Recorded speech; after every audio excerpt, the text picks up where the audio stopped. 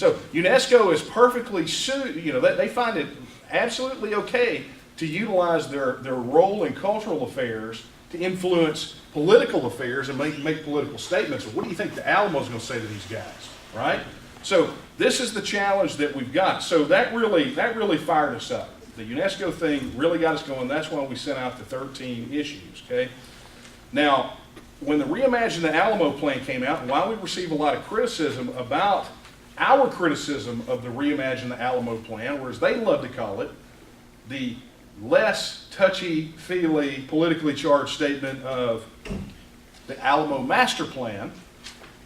The Alamo Master Plan, essentially, if you think about the things that I said we wanted, it ticks off all the boxes. It restores the battleground to its original footprint. Great, that's a win for the home team. Closes it off to vehicular traffic and vendors. That's great, it's another win for the home team. Builds a world-class museum, which was a condition, by the way, of getting the Phil Collins collection. I don't know if you guys knew about the musician Phil Collins is a huge Alamo aficionado and had enough Alamo artifacts in his personal collection that he was able to give them over to the Alamo on loan with the condition that they build a museum to house it. So we're going to get a museum. Hey, this is great. We're doing really good. Right? We should be exuberant. We should be extremely happy. The UNESCO thing, we're fighting that. We're going to fight that in the legislative session that's coming up. But for some reason, we should all be extraordinarily afraid. Because restoring the Alamo battleground footprint is important. The museum is important. Closing off the vehicular traffic, restoring sort of the sacredness of the site is important. But if at its core, the thing that has changed the most is the story, the narrative of the Battle of the Alamo, then what do those things mean? Why do they matter? Who cares if we have a museum, right? Who cares if it's restored back to its original footprint? Who cares if there's no beer carts? If the story that they're telling future generations is not the right one. Now, before you think that we're being alarmist here, I want to share something with you. And what I believe is what really makes the Reimagine the Alamo plan the Trojan horse that it is. Because it is a Trojan horse. It's dangerous. Not because of the things that it says it will do, but because of the ideology that it is going to be used as a conduit to steer future generations. I want to share this with you because this came straight from the guys and their Alamo Master Plan. And here's what it says. One of the big issues that you have to understand, and let me cover this before we get to this issue, and I just want to make sure I've got, yeah, there we go. I want to cover this because I think this is the appropriate time to address the issue of the they, because there's an awful lot of they. What you have at this current time, because the previous days, it's all changed. But the current they, if you want to call it that, the group that we're dealing with, consists of the General Land Office, the City of San Antonio, and 3 separate nonprofit agencies that were created under the auspices of the General Land Office. Okay, now there is a shell game that is essentially being played. And if Jerry Patterson, the former land commissioner, were here, he would love to tell you all about it. As a matter of fact, I guess I'll sneak peek this. We're doing a legislative action workshop this next week, and we just confirmed Jerry Patterson as a speaker. We're going to do a specific panel on the Alamo. Is it Friday? It starts Friday. Yeah, it's going December to. 11th at 7. Yeah, December the 11th. But you just go. I'll give you the details for our website later, and you can go there and get registered for it to see it. But here's what it boils down to.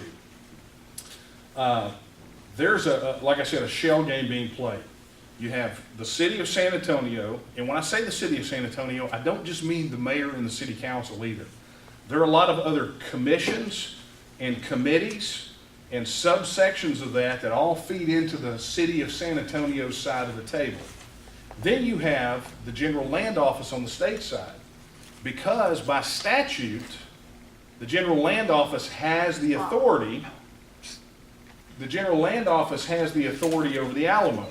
So the only part, the person representing all of us on the other side of that table is George P. Bush. But not just George P. Bush, because one of the things that George P. Bush did was he instituted an additional, there were already 2 nonprofit entities established by the GLO. There was a third one that was established afterwards. And essentially what happened was the Alamo management was placed, although remember it's part of the authority of the General Land Office, all of its employees were placed under this nonprofit agency. And so Bush was able to shift what they call FTEs, or full-time employees, off of the books of the General Land Office into this nonprofit and claim that he reduced the budget for the General Land Office when all he did was pass it through to a nonprofit that he actually runs. So that's the kind of shell game stuff that we're playing with. And it's even more than that. You have the Alamo Endowment, which raises money for the operation of the Alamo. And then you have this other third nonprofit that we can't really get a clear picture of what it is exactly supposed to do. But here's the problem with that. Because so much of this work is done through these nonprofits, it's not susceptible to Texas public information requests like it would if it were managed directly by the General Land Office. So you and I can go and say, well, look, we want to find out more information about this. And they can say, well, that's managed by the nonprofit. Well, we still want to see it. And they can say, sorry, you're not entitled to it. And unfortunately, they've been backed up in this by the courts, because most of what they do is governed under the provisions of the Texas Public Records Act that deal with, they don't have to disclose contract information that would infringe on competitive contracts. Okay? So much of what's been going on, so much of the criticism George P. Bush has gotten about the GLO's management deals with the lack of transparency. As a matter of fact, there was an internal audit that was done in the General Land Office that George P. Bush said was leaked, and said that it was completely bogus. He even called it fake news. It was later found out when the audit was actually released that it was exactly the same information, even though he said it was all fake. But what it did was the internal audit said that most of what the GLO was doing in relation to the Alamo and the nonprofits was likely illegal. All of that information has been turned over to Ken Paxton, the Attorney General, who so far has refused to do anything about it. So, you know, this is the kind of shell game system. When we talk about a they, it's a lot of players. There's a lot of different players, organizations, agencies that are involved in this, which gets me to this point. As they began the Alamo Master Plan, one of the things that they wanted to make absolutely sure they did was that they were as inclusive as possible. Okay, now, I'm pretty sure we all know a lot of times that inclusiveness is progressive speak for well, anything that's well established and heroic and all of those sorts of things. We really can't talk about that. We got to make everybody feel okay. And so this idea that they wanted the Alamo story to be very inclusive and this process to be inclusive, I think should send up some red flags. But the biggest red flag started right off the bat when they went out and they hired, for this Alamo Master Plan, they hired a designer, and his name was Richard Skarmaeus. You guys probably don't know that name. I didn't know it until he cropped up. But in an article with the San Antonio Express News, once they picked him, one of the things that came out was that he had no idea really what the Alamo was all about when they hired him. Okay, now this is the guy who's going to completely redesign the Alamo experience for all of us, right? He has no idea. So his first act on the job was to hire a team of people to educate him about the Alamo, to help him understand what it was. So, typical government brilliance. Let's hire a guy who has no idea what this is all about. Now, he has a great pedigree. he's actually gone out and he's done some design work for other monuments around, all over the United States. But when you talk to the people that are staunch traditionalists, constitutionalists, conservatives, about the work that he did, one of the things you find out right off the bat is that wherever he goes, the story getting watered down follows right behind it. But that was the first sign. But then you go in and so you start looking at some of the other things. Like one of the things that we did, and it's available, we have a report you can download on the website. It's like 300 pages of supporting material. I mean, it's massive. It's a massive information dump. But one of the presentations that they gave, this should make your blood curdle. One of the early presentations that they gave about what their initial design concepts were for the Alamo included a slide that said this.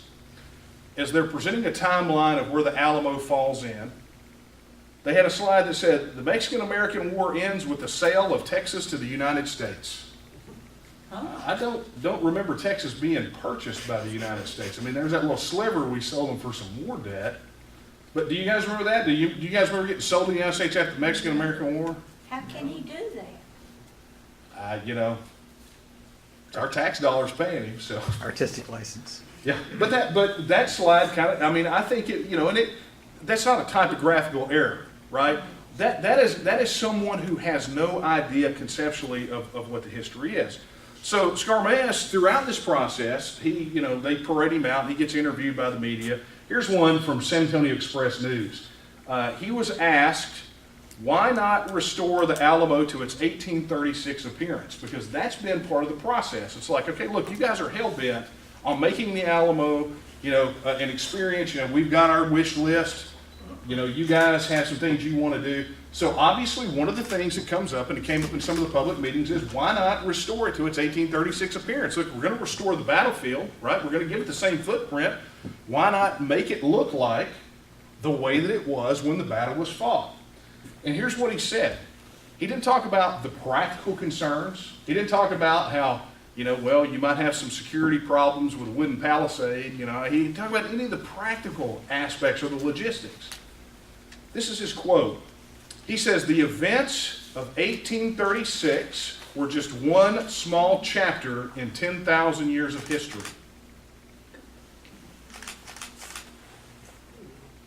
Got to take a drink on that. He needs to be put in a mental institution. Yes, he does. So now you have the head, the guy in charge of design, the redesigning of the Alamo, designing, as they call it, the Alamo experience, who believes that Texas was sold to the United States at the end of the Mexican-American War, and that what we know as the Alamo, or as he referred to it, the events of 1836, we like to call it Texas Revolution, but the events of 1836 were just one small chapter in a 10,000-year history. Now, let me just stop real quick and let's think about this.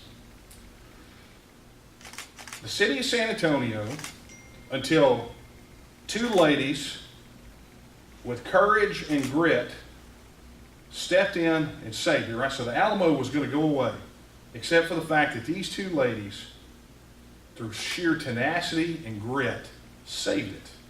Because the city of San Antonio, had it been left up to them, that place would be a CVS right now. Okay? And so now we have this where these ladies in their organization, they manage it, they're faithful, they understand what it means, they understand why it's important. And now you have these guys come in who, under the guise of reimagining the Alamo, envision all of that as one small chapter of a 10,000-year history that none of them can tell us what the 10,000-year history is. Yeah. Right? I mean, we understand that beforehand there were some folks there that we understand the mission period. We know it was a mission. We know it was an abandoned mission and fell into disrepair. We know that there are probably graves on that site. As a matter of fact, we've got the documentation to show where some of the Canary Islanders are buried there. We know those things happen. But were it not for the Battle of the Alamo in 1836, it would not matter as much to Texans. But to him, That is a small chapter in the 10,000-year history. He believes the whole thing should be told, and I'm great with that. But let's keep the main thing, right? But lest you think that this is just an aberration, right? You know how these artsy guys are. You know, they love to shoot off at the mouth. I mean, I've never seen a picture of the guy, but in my mind, every time I hear his name, I picture him looking like Andy Warhol, but only cross-eyed. But that's another story. But here's another one. Again, San Antonio Express News. This is what he said. This was in 2016, by the way. He says, and this is a quote, "No single entity has an exclusive ownership of the entire site, the plaza and shrine, and its grounds," which from a legal standpoint is absolutely true. But here's what he says. He says, "It's our obligation to listen to all voices, opinions, and views before we begin the planning process." Now, I want you to bear in mind that there had been probably 3 to 4 iterations of their proposed plan before he ever said that. That committees had been meeting in San Antonio with the blessing of the General Land Office, this Alamo Planning Committee, over this and working on this before he said that. So, although he's pretending as though the planning process hasn't started, these conversations were already being had. This was in response, I can imagine, to criticism he was getting, right? Especially from people like us. But here's, again, what he said. It's our obligation to listen to all voices, opinions, and views before we begin the planning process. So let me tell you a little short story. Let me do a little aside here real quick. Every time the Texas Nationalist Movement would send a representative to one of their public meetings, in one of them we delivered 35,000 petition signatures that were gathered online in 48 hours ahead of one of their meetings to protest something they were doing. We were shut down, as were any other dissenting voices, every single solitary time. If they gave time for public input, they sat there, they stared into space, they nodded, they got up, they played on their phones. So if it's important for them to listen to all voices and opinions, why is it only the people that have certain opinions or certain voices that agree with what it is they're trying to do are important? So when you hear the General Land Office, especially George P. Bush, talking about they had all this public input, I'm here to tell you in the most East Texan terms possible, that is a load of bull crap. Their public input process was as great as their transparency of the financials over this project. So you want to see how this plays out. You want to see how this has expressed itself. Recently, I say recently, it's been going a long time, so probably a year or so ago, they released the final draft, it was probably a little bit last year, the final draft of the Alamo Comprehensive Interpretive Plan. Okay? Notice what it was titled. Alamo Comprehensive Interpretive Plan. You see, in their minds, they believe that they have to interpret the site and the meaning for people who go there. And I understand it's interpretation. I mean, presentation. I get it. But they believe that they have to take what actually happened and translate it into something so that people can understand it better and feel more included in the story. But here's what should really kind of flip your wig here. Here's a quote. It says, "Additionally, over the last 20 years, perspectives on cultural identity and contextual history have evolved, allowing for a comprehensive and inclusive story using evidence-based research.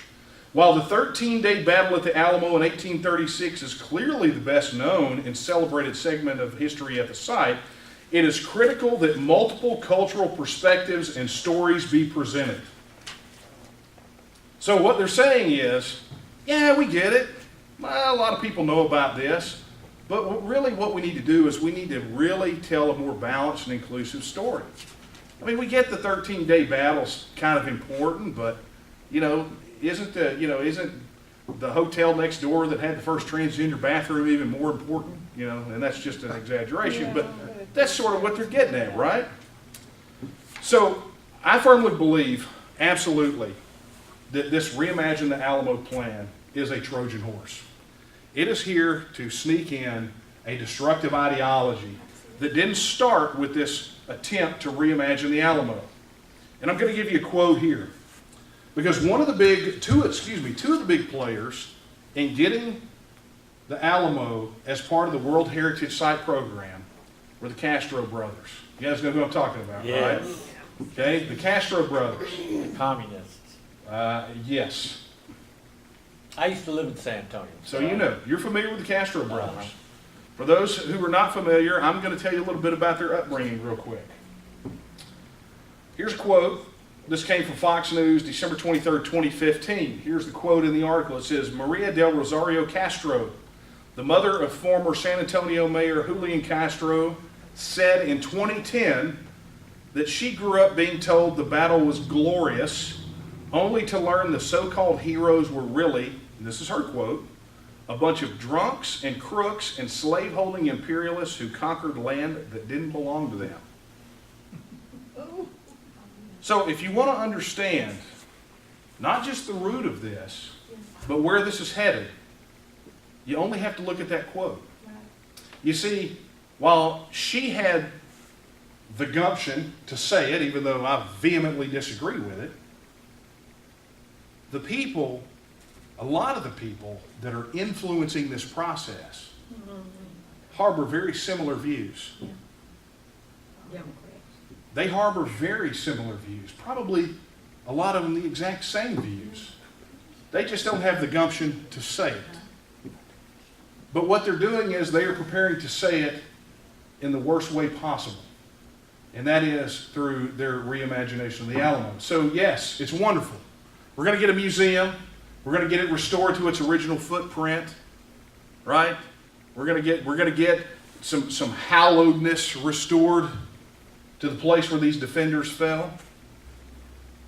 But what we're not going to get is any safe assurance from those in charge right now that the narrative and the story of the Alamo will remain intact.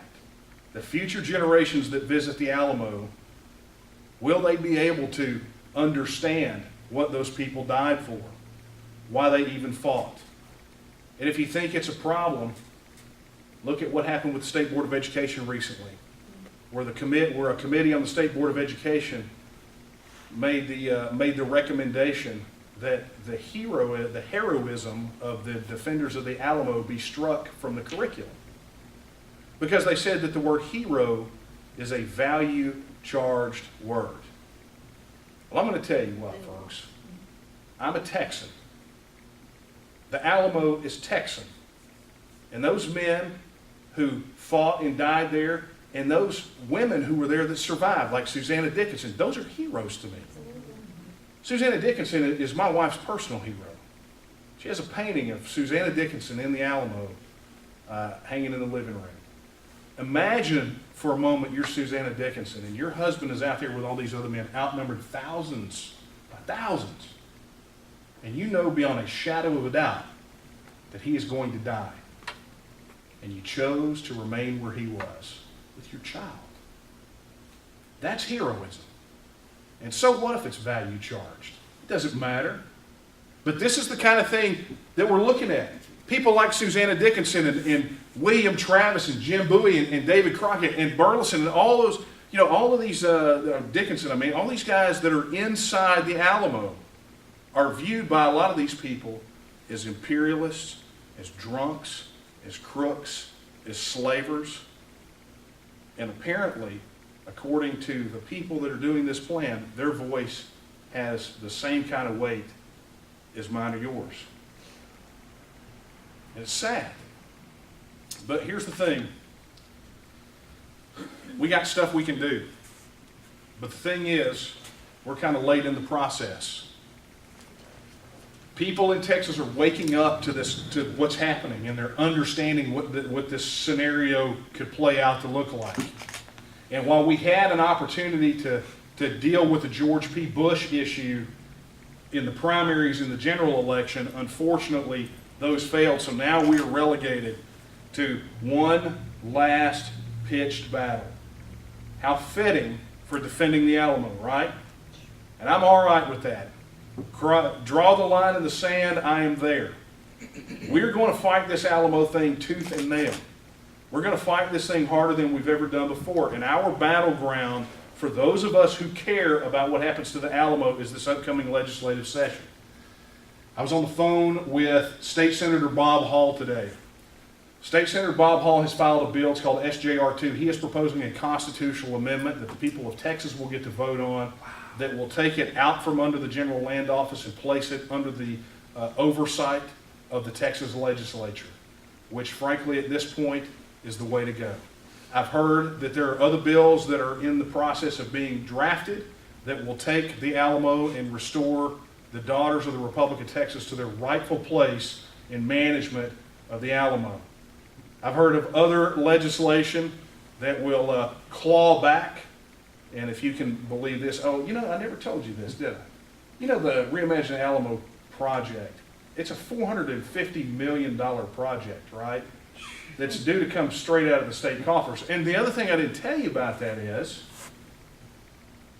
that the Texas legislature, after denying it in the regular session, added a $75 million payout to the General Land Office for this project, sight unseen, in the special session. Out of the rainy day. Out of the rainy day fund. So when we talk about being fiscal conservatives, understand that it was Jane Nelson and a whole cadre of conservatives that were perfectly fine pulling the money out of the rainy day fund to hand George P. Bush a blank check on a project that had not even been finalized yet. So they're well on their way to having the money to make this happen. Where does Abbott stand in that? Well, that's a great question. We keep asking and he keeps saying nothing. And we're not the only ones asking. So He's not with you. I would say that anyone who, at this point, anyone who is not inside the walls of the Alamo with us is not with us. You know, there's no room for us when it comes to the Alamo. There's no room for spectators, right?